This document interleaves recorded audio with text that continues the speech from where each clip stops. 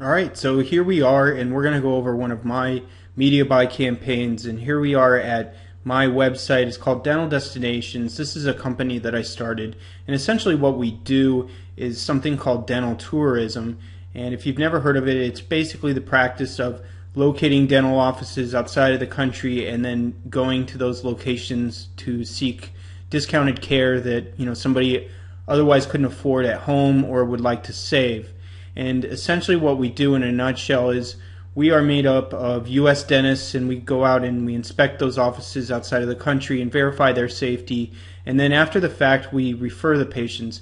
So essentially after we've done all the verification, we're in the business of lead generation and lead nurturing. And that's why paid traffic works very well for our model. And as you can see, we're here at my website, which is a landing page. I don't even deal with SEO or a big website, which at one time I had but did not convert well. And I just started using landing pages and paid traffic, and it just, that model works. So what I'm going to do is walk you through the ad campaign process, the media buying process, as I started testing some new things recently in February and March. I started doing some different stuff, and I'm going to walk you through that process. And essentially what I did was I started all over again. I came to my site and I started building a demographic profile. We had added a few new locations, so some of the stuff had changed. And it's always good to be going over your demographics, because your perception of your customer can change with interaction. It can change with time and more traffic that comes. You can start seeing that your initial stuff maybe was a little bit limited. Alright, so I'm here. Before we get started with my test, I wanted to go over some numbers here. And these are actual patients that I serviced and assisted, and these are their totals here. And this is how much they ended up spending, and from my test, what I ended up profiting. So as you can see, there's a lot of information. I had to black out the names here.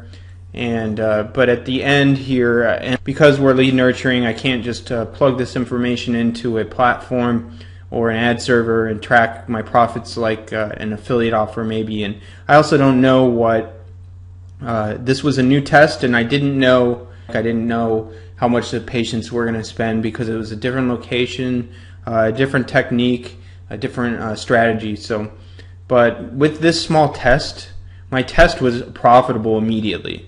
So you can see here, I ended up sending in that month $66,000 in treatments. Now that's not all mine, but what I ended up taking at the end of the day was making $9,550 and 25 cents in revenue. And my ad cost was $1,700, or $1,723 to be exact, and my net profit was $7,827, and this was on a test. Now I'm ready to move forward and scale it out. I'm not in any big rush.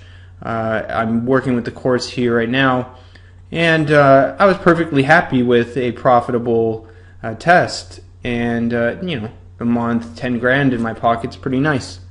So you can see so you can see it's a small test, but it ended up being decent revenue for me.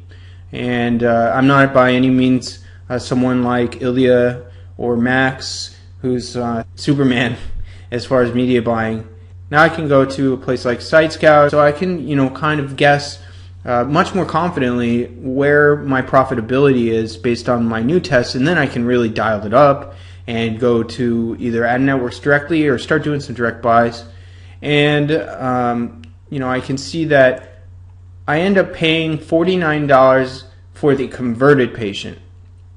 So once my lead costs $17, I end up paying $49, and that lead patient averages $314 in profit. So I spend $50 basically, and I make $315.